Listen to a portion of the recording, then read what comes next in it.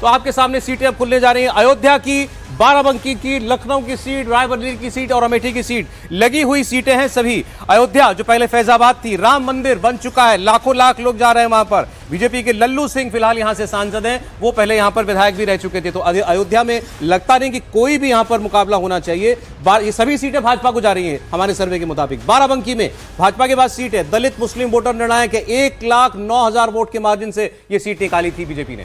बिल्कुल, लेकिन लखनऊ जो भारतीय जनता पार्टी का गढ़ रहा है, ये लखनऊ भारतीय जनता पार्टी एक बार फिर से जीतेगी। जो सरप्राइजिंग है, जो शायद कांग्रेस कोशिश कर रही थी इस बार की रायबरेली और अमेठी को वो बचा पाए, तो रायबरेली और अमेठी नहीं बचा पाएगी। बड़ी खबर, ये बिल्कुल बड़ी खबर है और ये ओपिनियन पोल से निकलकर सामने आ रही है। अगर आज चुनाव होते हैं तो रायबरेली और अमेठी बचाने की स्थिति में कांग्रेस नजर नहीं आ रही है। यही कहते हैं हर्षवर्धन जी, आपका आंकलन भी? रायबरेली भी जाएगी? नहीं, देखिए रायबरेली में मुकाबला अभी भी कड़ा है, लेकिन आज की जो जिसको कहेंगे राज्यसभा सीटों के लिहाज से कहें तो रायबरेली और अमेठी उनके विधायक इधर आए। और एक बात मैं जरूर कहूंगा, अयोध्या में लल्लू सिंह 50,000 के आसपास मतों से ही जीते थे, तो सीट कठिन थी, लेकिन अब समीकरण बदल गया और आज जो विधायक आए हैं एक वो भी वहां के भी हैं। देखिए सपा के एक बड़े नेता अवधेश प्रसाद को टिकट दिया है, अवधेश प्रसाद को दिया टिकट, नोभा के सांसद है। समाजवादी पार्टी से अवधेश सिंह ने आज इधर किया है, लेकिन यहां पर अयोध्या में कोई नया प्रत्याशी होगा और यहां भी प्रत्याशी। मुझे यह जानना है, रायबरेली अमेठी में आपने ये बताइए भावेश, ये सर्वे ये सोच करके किया है कि अमेठी और यहां पर राहुल और प्रियंका गांधी चुनाव लड़ सकते हैं? चर्चाएं हैं ना, ये तो आपने सोच के किया होगा सर्वे। देखिए तब तक ऐसी कोई संभावना नहीं थी कि राहुल गांधी और प्रियंका गांधी वहां से चुनाव लड़ने वाली है। हालांकि राहुल गांधी का तो अमेठी सीट है, तो ये संभावना जरूर है कि राहुल गांधी वहां चुनाव लड़ेंगे, लेकिन राहुल गांधी के लिए बहुत ज्यादा स्कोप है नहीं अमेठी में। वो यदि चुनाव लड़ते हुए तो उनके खिलाफ बहुत अच्छा कैंडिडेट स्मृति ईरानी है और वो अच्छा फाइट करे और जीतेंगे। तो राहुल हारेंगे दूसरी बार सीट हारेंगे अगर लड़ेंगे तब भी हारेंगे, वो फैक्ट है। रायबरेली को लेके जहां तक बात है, देखिए रायबरेली में जब ये सर्वे हो रहा था तो एक सोनिया गांधी की तरफ से अनाउंसमेंट आ गई थी कि वो चुनाव नहीं लड़ेगी। तो अभी भी फाइट है वहां पे, कांग्रेस अभी भी फाइट में है एक सेंटीमेंट की वजह से, लेकिन बहुत ज्यादा लोग अब ज्यादा उस सेंटीमेंट को ओन नहीं करते, इसलिए बीजेपी के लिए वहां पे ऑप्शन है। और बीजेपी यदि शायद अच्छा कैंडिडेट तो बीजेपी ये सीट निकाल सकती है। और इसीलिए जो अभी की सेंटीमेंट है उसमें आप देखेंगे बीजेपी वहां पे, देखिए मार्जिन समझ लें, अमेठी में राहुल गांधी हारे कोई 50-55 हजार वोट स्मृति ईरानी से, और रायबरेली से सोनिया गांधी जीती लगभग 1 लाख वोट। तो ऐसा नहीं कि बहुत बड़ा गैप था। जी कुछ कहने संजय जी?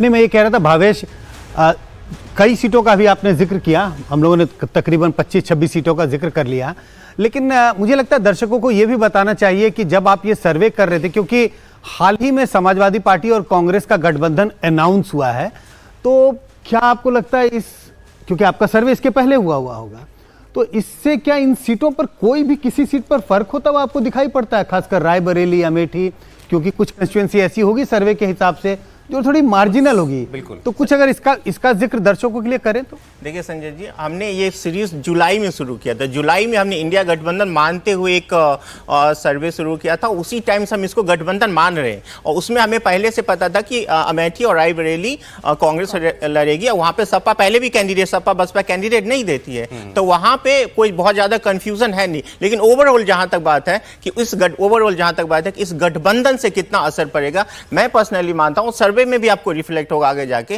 कि सपा बसपा गठबंधन से सपा को फिलहाल कोई फायदा नहीं है। कांग्रेस को हो सकता है कि जो 17 सीटें उनको मिले, 17 सीटें मिली है तो 17 सीटें पर नंबर 2 पोजीशन पे या जो भी आगे आने वाले सर्वे में दिखेगा। लेकिन सपा आउट कर दिया आपने, नंबर 2 पर ही आएगी मतलब कांग्रेस। कहने का मतलब यह है कि सपा को जितना भी कांग्रेस का वोट जो खासकर यदि नाम ले, यदि मुस्लिम वोट जितना उनको कॉन्सुलेट होना था 2022 में, 2017 में, 2019 में हो चुका है। हमको ये बताइए रायबरेली अमेठी में क्या सेंटिमेंट है पूरे यूपी में या पूरे देश में? यदि मैं इस बात को कहना नहीं चाहता, पर चूंकि आपने पूछ लिया तो मैं कहूं पूरे देश में या पूरे यूपी में एक सेंटिमेंट जो सबसे ज्यादा इंपॉर्टेंट है आज के डेट में, अर्बन में जरूर है कि काउंटर एंटी काउंटर बहुत ज्यादा है, लेकिन रूरल में जो सबसे ज्यादा फैक्टर आज की डेट में काम के, खासकर यूपी में, वो है जय श्री राम। इसीलिए वो रायबरेली में भी है, अमेठी में भी है, बाकी जब आप पूरे देश की बात करते हैं तो क्या उसमें तमिलनाडु भी है, आंध्रा भी है, तेलंगाना भी है, केरल भी शामिल है क्या? कुछ अगले सर्वे के लिए छोड़ दीजिए हमारे लिए। नहीं, इन्होंने कहा पूरे देश में सेंटीमेंट है, तो मुझे लगा कि कम से कम रायबरेली अमेठी पर एक बात यह भी समझनी चाहिए कि कांग्रेस के पास तो कोई विधायक तक नहीं है।